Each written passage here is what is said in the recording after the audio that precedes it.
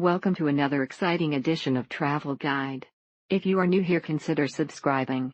Today we will be visiting the Victoria Albert Museum, London. It will take much more than a day to take in everything, so choose some highlights you don't want to miss. Free to see main exhibits, and you need to visit with lots of time, or so one section at a time. The recently refurbished members' rooms at the top provide a special area of light and space for a cup of tea, or an excellent meal. One of the most impressive museum in London, you first sight will be massive Victorian building with great decoration. The staff is quite friendly and helpful. The cast hall is great. You can see the copies of several famous monuments around Europe, mostly Italy, such as Trajan Column, Basilica entrance frame, copy of David, and lot more. Other parts of museum also has historic rooms panel from many historical place like Norfolk House Music Room for instance, and so many things to see. You may spend whole day in this museum, so you may interest to visit the ornate decorative cafe in the museum, and walking in the court garden. This museum was amazing. There is so much inside, and the scenery in the different areas are sights to behold. In some parts of the museum it is like stepping into a different era. The best part is the water feature in the garden where children can play in, and cool off in the summer. Definitely recommend going there to enjoy art from all over the world, or to just enjoy a few hours of peace. The museum has a good selection of places to eat, a very nice outdoor space John Medeski garden, as well as free and paid for exhibitions to discover. Joined as a member for a year, well worth the money, been twice already, exhibitions to die for, great day out, always something interesting around each corner. It's great to go as a family, with friends, on a date, or even alone. Terry's constantly different exhibitions which will blow your mind with creativity. The courtyard in the middle of the museum is also a tranquil spot for a cup of tea, and to relax in the sun. So much to see, bits and pieces.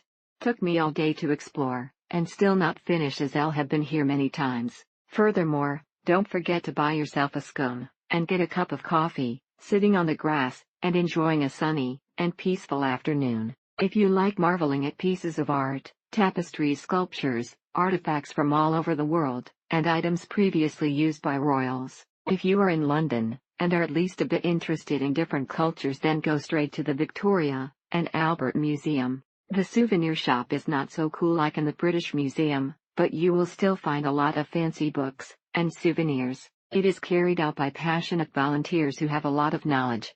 The information they provided on the day was mind-blowing, and so helpful in a museum so vastly filled with history that it's easy to get overwhelmed with. It's frustrating that you often have to double back down long corridors to make it to the stairs, or lift to see the next floor.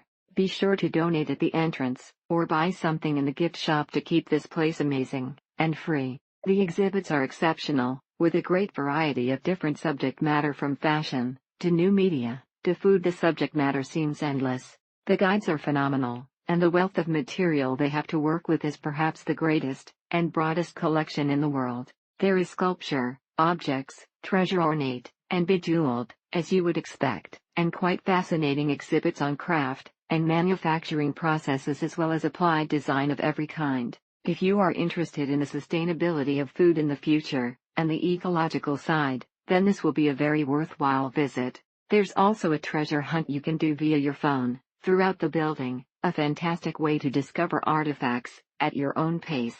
Multiple trips are definitely required to take it all in, as there is far too much to appreciate in one day. It's worth being a member here, as the good exhibitions absolutely sell out, and there are some you want to see again and again.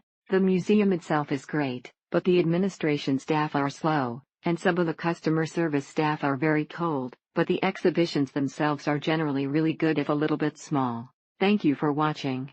Do not forget to subscribe and leave your comments below.